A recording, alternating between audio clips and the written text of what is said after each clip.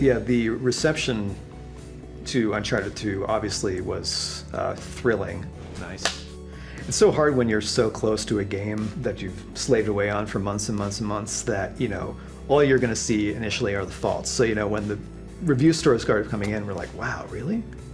Really? Wow, they didn't notice that thing? Oh, wow, okay, great, awesome.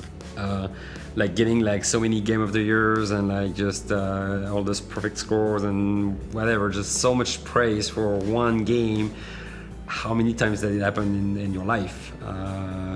If you're very, very lucky. But at the same time, there was also that, oh shit, people's expectations are gonna be through the roof for the sequel. Guess we better get started.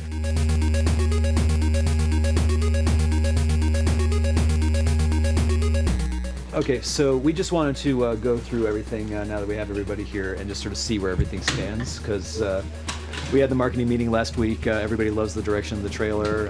Nobody had any real changes except for, you know, just make it look pretty and get it finished. So at this point, we're just going to try to start nailing down some of the details. We feel like people are interested in what we're going to do next. And so we wanted to make a piece that sort of suggested, like, this is where the game is going.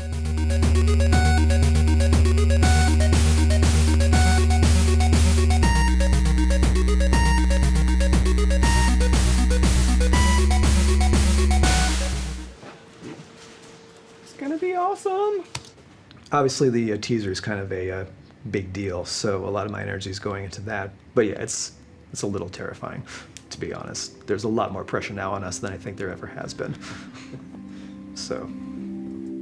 Making Uncharted 3, there's a ton of pressure. It's a crushing amount of pressure, to be honest. And some of it's self-imposed and some of it's just naturally imposed by the circumstances. When you know that you've got a big fan base out there that's like waiting for any scrap of information and can't wait for the next game, I'll tell you, there's something to be said for just being under the radar and, you know, being kind of the dark horse that nobody's heard about yet. We want to meet and beat people's expectations, but I mean, frankly, we're just putting a lot of our own pressure on ourselves to do a better game than we did last time. We're never satisfied anyway, so it's like, yeah, pressure from the outside compared to what we have inside. Piece of cake. It's nothing. So you have to just have the faith that whatever instincts got you to this point will continue carrying you through as long as you keep listening to them.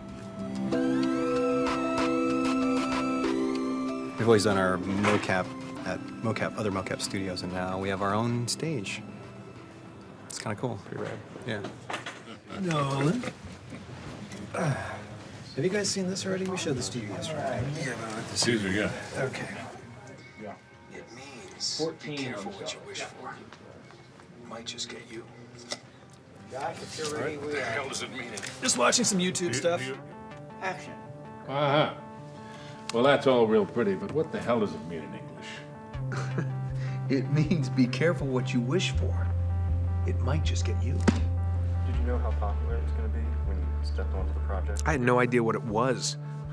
I remember just going to the audition. I was just in one of those great moods, and here I am sliding over the thing and jumping, knocking over chairs, and I didn't care. I didn't know what it was. It's a TV show. I thought it was a voiceover job. I didn't really know, but I was just in a good mood. And then they hire me. I'm like, oh, great, whatever. And then we get into it, and you realize what it is, and you start going.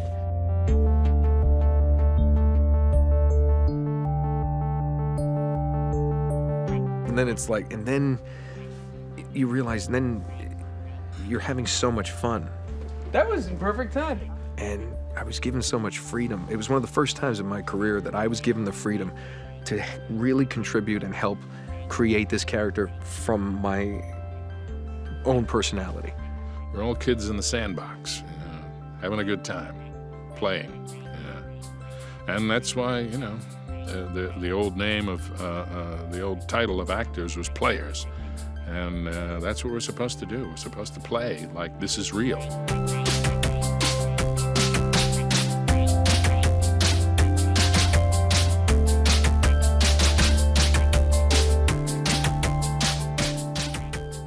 And people love it so much.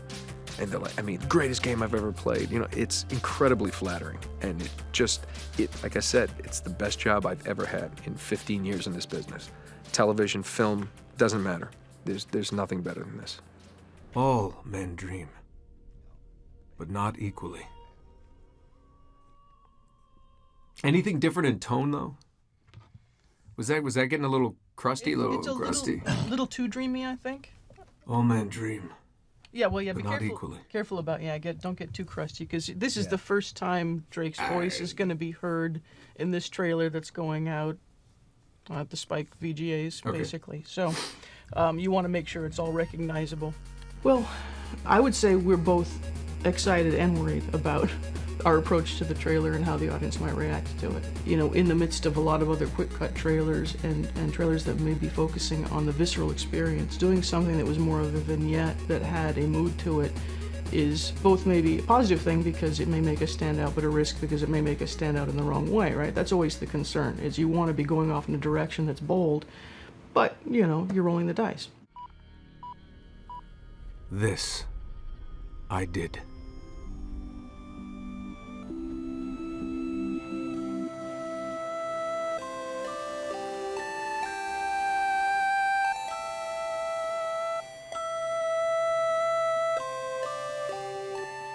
It's interesting because it's so yeah, Uncharted 2, big success, awesome, but we never made Uncharted 2 just for that. That was not what's driving us. Just I really hope like the fact we got so much success it didn't change us, and we're still true to ourselves. I want to just keep making games with passion and just coming to work every day and just make the game that we want to play, and that's pretty much it. What comes after that, we'll see. We'll see.